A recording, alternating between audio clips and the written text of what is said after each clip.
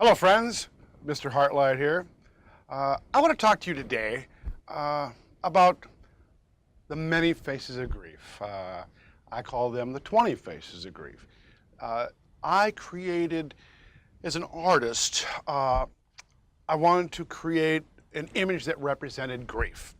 So a long time ago, I had was a staff writer for Living with Loss magazine out of Colorado.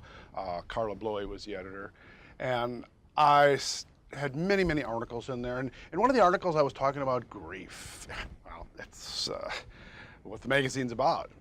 And I wanted to have a drawing, because I'm an artist. And I wanted to draw a picture that represented the image of grief. And so I created an image, and I called it Grief. But as I was working on it, it takes me quite a while to do 18 by 24 image of a portrait, because I'm a portrait artist. So through all the years of my grief, some 30 years of my grief experience, and looking in the mirror and looking at my family and my friends and the many bereaved that I've worked with the past 20 years, I've seen these faces, all these different faces of grief, that there is no one size fits all in grief. Everybody follows a different journey, a different path, and maybe at a different spot in an emotional component of their persona. So we all go into those different areas. And so I want to show these 20 faces of grief that I have created over about an 18-month period, that I share with people across the country in my workshops, and if you may have seen the workshop, and I have people look at this image and describe it, what it means to them. As the artist, I had a certain idea that I wanted to create in this piece of work that represented a certain emotion that one may or may not experience in grief.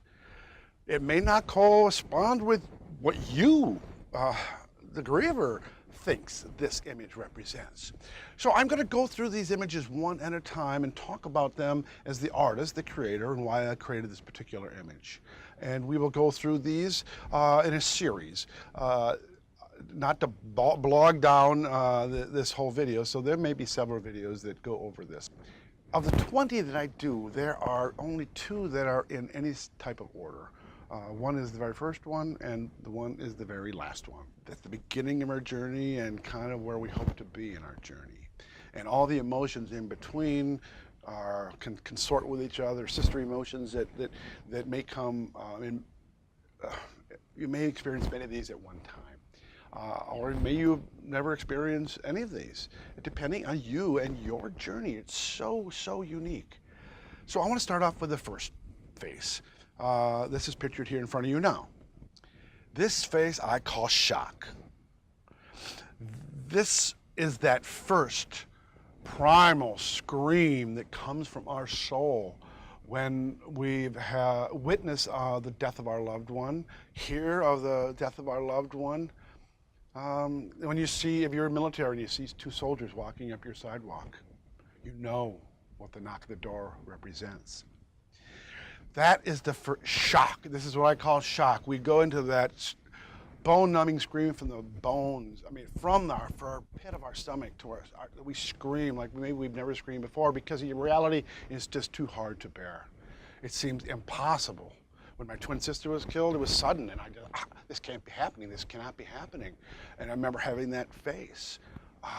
It's different than when my son died. I was at home with him. But the next morning, my face was just like this. We all will probably have this face.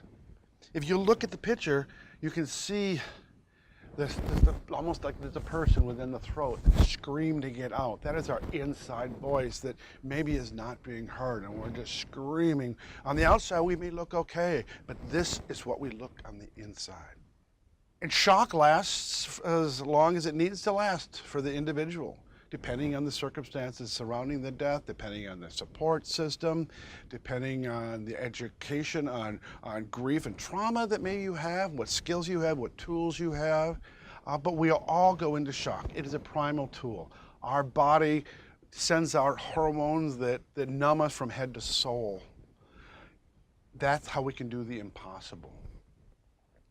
We plan for the funeral of our loved one. We pick out psalms or poems or readings for the funeral. We receive people at our home giving us condolences and people hugging us. And sometimes we find we're at the funeral of our own loved one, and people are so uncomfortable with our grief that they're coming up to us and we're consoling them and say, oh, okay, I'll be fine, I'll be okay. How can we do that? Because we are in shock. We have levels of cortisol and other hormones in our system which are numbing us, giving us the ability to do the impossible and bury our loved one. So if you see this face in the mirror, know you are not alone. And you may see this face at different times throughout the years. Grief is not on a time schedule. Grief comes and goes like a biorhythm chart. So know that when you have a good day, there may be a bad day to follow, and if you have a bad day, there may be a good day to follow. But if you feel this scream within you, let it out. Go someplace where you can actually scream. Grief is so physical. Grief is body, mind, soul, and spirit. Help with your body. Let that anxiety and that angst and that horror and terror and pain out by expressing it vocally, screaming. If you can find a safe place to do that or do that with. Sometimes we just automatically do that. How many of you have done this in your car? You're going to work and you're doing your scream on the steering wheel. Or you're in the shower and you scream. It's something about the shower and in the car that we feel like in a safe spot, that we can let it all out. And then we compose ourselves and we go on with our day. And we put the mask up for people to see. This is shock.